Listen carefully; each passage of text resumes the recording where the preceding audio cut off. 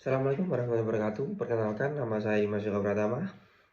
NRP saya 120121217. Kali ini saya akan menjelaskan tentang karya ilmiah saya secara singkat yang berjudul Aksi Nyata Penerapan Literasi Digital yang Inovatif, Kreatif, dan Adaptif dengan Era Industri 4.0 sebagai perwujudan memastikan kehidupan yang sehat dan mendukung kesejahteraan bagi semua untuk semua usia.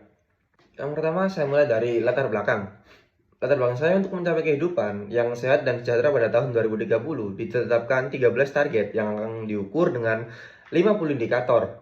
Target-target tersebut adalah penurunan kematian ibu dan bayi, mengurangi kesakitan dan kematian akibat penyakit menular, tidak menular. 4. Pencegahan penyalahgunaan zat.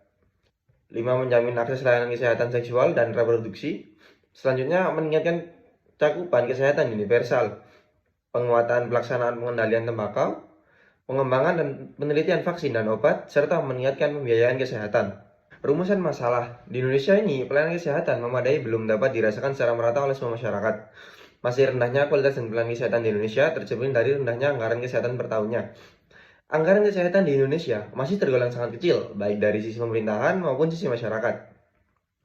WHO merekomendasikan bahwa setiap negara sebaiknya mengeluarkan 5% dari GDP-nya untuk pembiayaan kesehatan. Pada umumnya, negara-negara maju memiliki pengeluaran kesehatan yang sangat fleksibel, bahkan hingga melebihi angka yang direkomendasikan oleh WHO. Contohnya pada tahun 2013, Jepang yang mengeluarkan 10,3% dari total GDP-nya untuk pembiayaan kesehatan, Netherlands sebesar 12,9%, Amerika Serikat 17,1%, dan Tuvalu sebesar 19,7%. Itu data dari World Bank 2015. Sementara itu, negara yang sedang berkembang cenderung memiliki pengeluaran kesehatan yang rendah dan biasanya berada di bawah rekomendasi WHO. Contohnya itu di Indonesia pada tahun 2013 hanya mengeluarkan 3,1% dari total GDP-nya untuk pembiayaan kesehatan. Sedangkan jika dilihat dari data makro, pengeluaran kesehatan per kapita masyarakat Indonesia pada tahun yang sama adalah 107 USD atau setara dengan kurang lebih itu 1,391.000. Rendahnya anggaran atau pengeluaran kesehatan mencerminkan rendahnya kualitas kesehatan di Indonesia. Misalnya fasilitas kesehatannya yang minim atau alat-alatnya yang tidak lengkap. Selanjutnya tujuan. Memperhatikan tujuan dan target serta arah kebijakan TPB tujuan ketiga.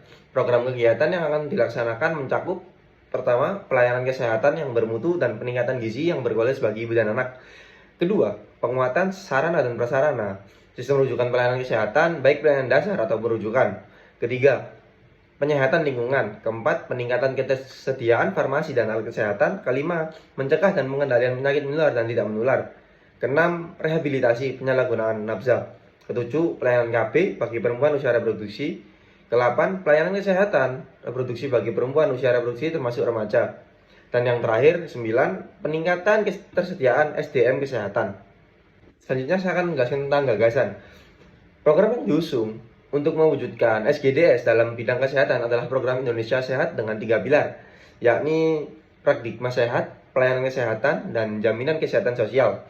Yang pertama, saya akan menjelaskan tentang paradigma sehat. Paradigma sehat merupakan sebuah pendekatan yang mengedepankan konsep promotif dan preventif dalam pelayanan kesehatan yang menempatkan kesehatan sebagai input dari sebuah proses pembangunan. Kedua, pelayanan kesehatan. Pelayanan kesehatan yang dilakukan dan diarahkan untuk peningkatan akses dan mutu pelayanan dalam hal pelayanan kesehatan primer dan diarahkan untuk supaya pelayanan promotif dan preventif melalui pendekatan continuum of care dan intervensi berbasis risiko kesehatan baik dalam tatanan tata kelola klinis, tata kelola manajemen, dan tata kelola program. Yang ketiga, jaminan kesehatan nasional. Negara bertekad untuk menjamin seluruh penduduknya dan warga negara asing yang tinggal di Indonesia dalam pelayanan kesehatan. Untuk rakyat contohnya ada BPJS. Oke, yang terakhir saya akan menjelaskan tentang kesimpulan. Kesimpulan, pemerintahan sudah mengupayakan untuk meningkatkan kualitas kesehatan di Indonesia agar masyarakat dapat mendapatkan kualitas kehidupan yang sejahtera dan mendapatkan kualitas kesehatan yang baik bagi semua usia. Kehidupan yang sehat dan sejahtera tidak hanya dari pemerintahan yang memberikan layanan kesehatan yang berkualitas, tetapi juga dari diri sendiri yang menyadari bahwa kesehatan adalah salah satu hal yang penting diperhatikan dan selalu menjaga tubuh. Mendapatkan tubuh yang sehat adalah keinginan semua orang. Dari diri kita lah yang harus sadar dan selalu memperhatikan kesehatan diri sendiri dan orang sekitar kita. Oke, itu sekian dari saya. Terima kasih. Assalamualaikum warahmatullahi wabarakatuh dan sampai jumpa lagi.